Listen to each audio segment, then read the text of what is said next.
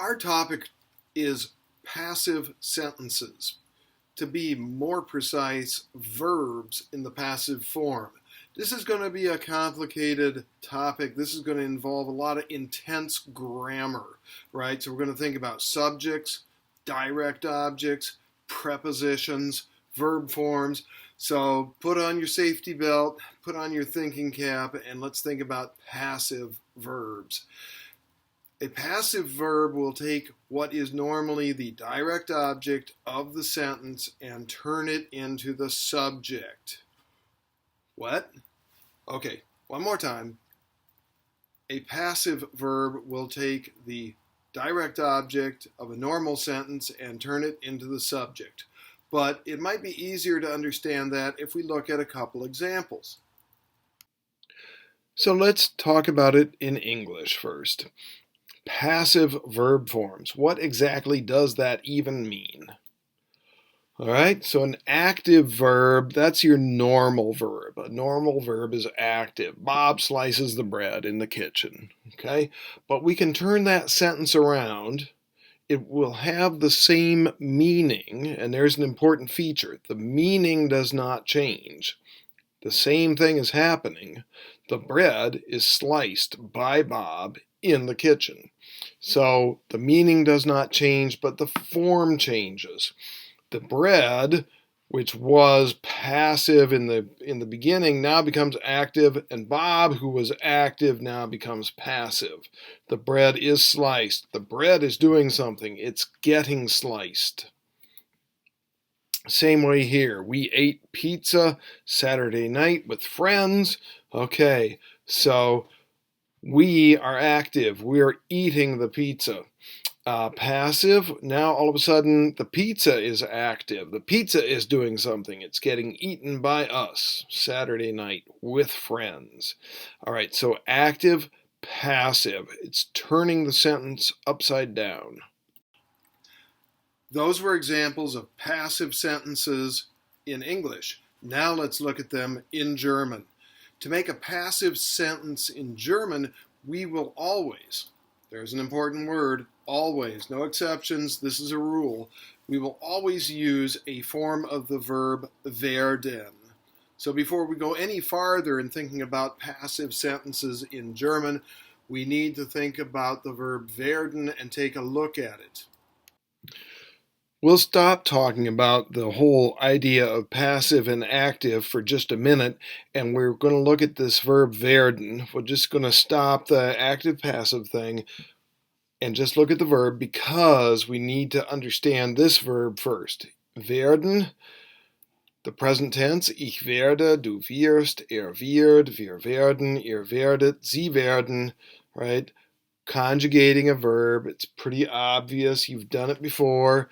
It's an irregular verb because the E in ich werde changes to an I in du wirst. But otherwise, you get the idea. We're conjugating a verb. You can do that.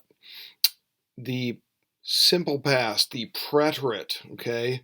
Going from the present to the past, ich würde, du würdest, er würde, wir würden, ihr würdet, sie würden.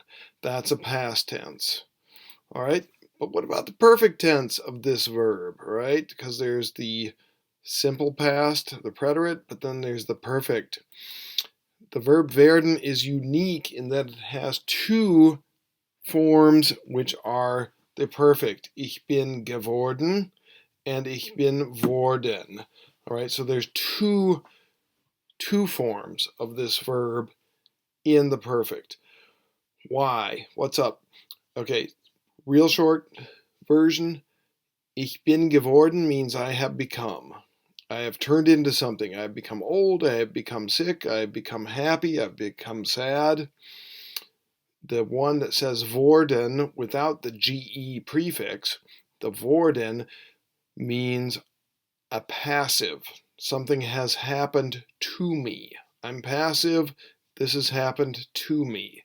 So we've got a verb werden with two perfect passive forms.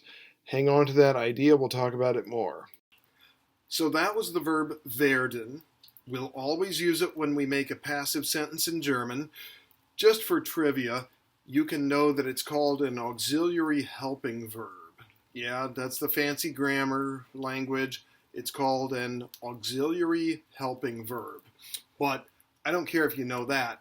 What you do need to know is how to use it. We're going to take a look at that right now.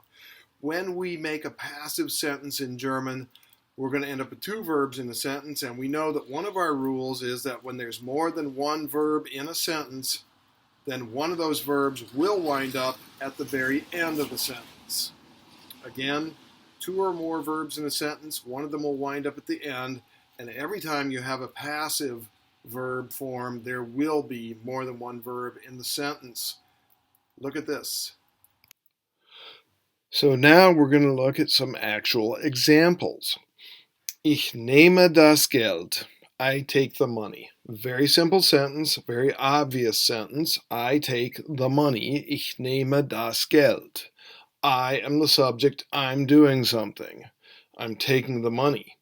The money is the direct object. Ich nehme das Geld. When we turn it into a passive, das Geld wird von mir genommen. The money is taken by me. The money is being taken by me, right? Either way, you can translate it into English. But the money has become the subject, and I have become an object. So the ich changes to mir.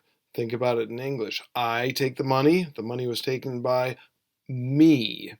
All right, so the I changes to me. Notice the word order, the verb is at the end, the money is by me taken. Okay, das Geld wird von mir genommen. Another example. This one is in the preterite, the simple past. Machte die Hausaufgaben. He did, past tense, he did the homework. Right? That's wonderful. It's beautiful. I could just think about that all day. A student doing homework brings joy to my heart. All right. Machte die Hausaufgaben. Notice also that in German, homework is a plural noun. The home assignments, the house assignments. Machte die Hausaufgaben. So let's turn it into a passive. The homework, plural, the house assignments were done by him. Die Hausaufgaben wurden von ihm gemacht. So he turns into him. He did the homeworks, plural, the home assignments, plural. He did the home assignments, but the home assignments were done by him. So we've moved he from being an active subject. Now suddenly he's passive, and the home assignments, the homework, is the subject of the sentence. All right, here's another example. This one is in the perfect form. Okay, the girl has drunk the beer, right? Two verbs, so one verb has to go to the end of the sentence. The girl has the beer drunk. Always have one verb at the end of the sentence if you have more than one verb. But put it into the passive. The beer has been by the girl drunk. All right, this is complicated word order, complicated verb forms, so let's look at it more carefully. Okay, das Mädchen, the girl, das Mädchen hat das Bier getrunken. The girl has drunk the beer. But das Bier ist von dem Mädchen getrunken worden. The beer has been. All right, so ist is up front as your first verb. Getrunken worden at the end of the sentence, has been drunk. All right, von dem Mädchen, because the girl is no longer the subject of the sentence, das Mädchen turns into dem Mädchen. Why? Because the preposition von requires a dative. First time through, just think about it. So when we have a passive structure, we're going to see the subject becomes the object becomes the subject, and in German that means we're going to change the cases from accusative to nominative and back again. So the dares and the danes and the dames are going to change up. Remember also that because you have what used to be the subject is now a prepositional object, that gets more complicated. So we're going to be looking at cases, nominative, accusative, dative. We're going to be looking at dares, changing to danes, changing to dames. We're going to use a lot of datives because it gets done by somebody. And when I say by me, by you, by him, by her, it got done by me, it got done by you, it got done by him, right? That by, that word by in English is going to be the German von, and von will always take a dative. By me, von mir. By him, von ihm. By us, von uns. So watch those cases. Let's look at a few more examples. Same kind of thing. Am Abend essen wir Pizza. In the evening, we eat pizza. Sounds good to me. Domino's or Little Caesars. All right. Am Abend essen wir. In the evening, we eat. So we are the subject. But make it passive. Am Abend wird Pizza von uns gegessen. In the evening, pizza is eaten by us. So we turns into us. In the evening, we eat pizza. In the evening, pizza is eaten by us. Am Abend essen wir Pizza.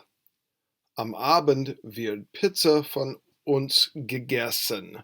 The word order, once again, we have to put that verb at the end. In the evening is pizza by us eaten.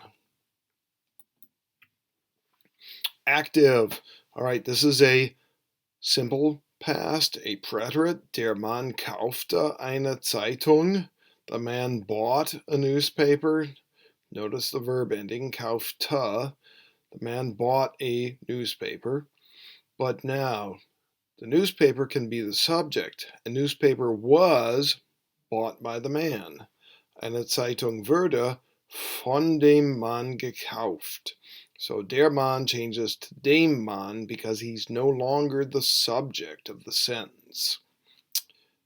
Von takes the dative, der changes to dem. An example in the perfect form. Die Leute haben einen Film gesehen. The people have seen a film, right? Word order, the people have a film seen. That's our normal, ordinary way of speaking, but we put it into the passive. A film has been seen by the people. Ein Film ist von den Leuten gesehen worden. All right, see how the subject and the direct object flip places. Die Leute, the people, they were the subject in the active sentence. They were doing something. They were watching the film. But in the passive sentence, the people are no longer active. They're passive. And the film has gone from being an object in the active sentence. The people were watching the film.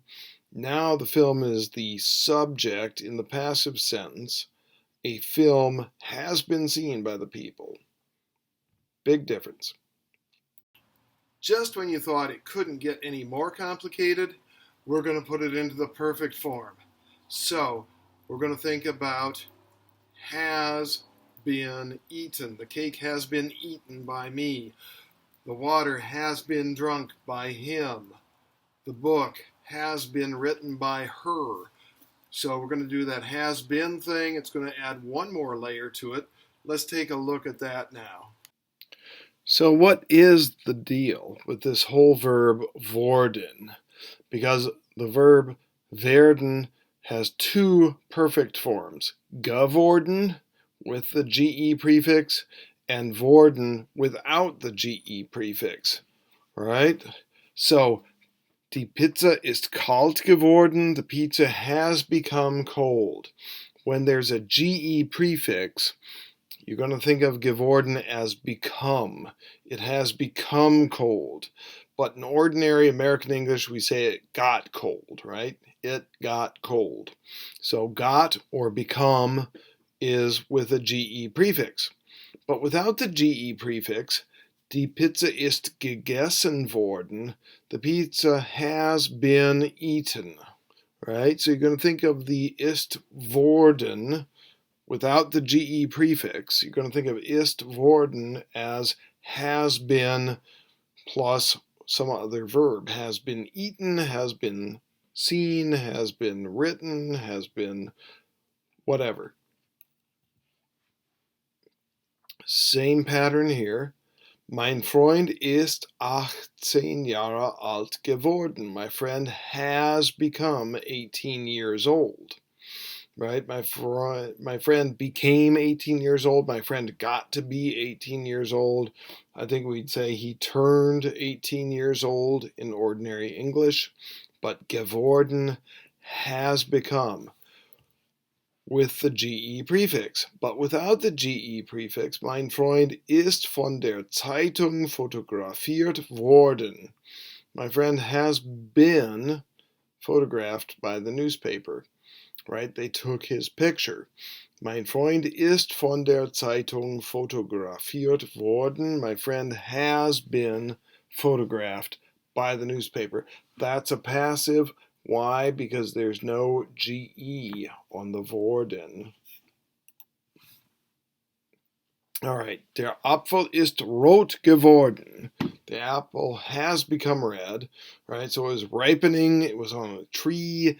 At first it was green. All apples start out green, but then gradually they become red. The apple has become red. Apfel ist rot geworden, has become red. But der Apfel ist von meiner Mutter gekauft worden. Right? It has been bought by my mother. So the passive form, worden, no GE, ist von meiner Mutter gekauft worden. All of a sudden, no GE prefix means it's a passive, not a case of something becoming something else. Do you have a headache yet? This is complicated stuff. The good news is we're not going to expect you to understand this the first time through. We're going to keep working with this. We're going to keep practicing it. We'll keep seeing it over again. Eventually, I promise you, you will understand it. It takes a while. We got a few days. We got a few weeks. We'll keep working with it. But I do want you to keep your eyes open for passive forms when we read a play, a short story, a poem, a newspaper article. You're going to see these forms, and now you know what they are. So now you can watch out for them, and when you see them, when you're reading, you'll be able to identify them and understand them. All right? Good work. That's all for now. Goodbye. Auf Wiedersehen. Tschüss.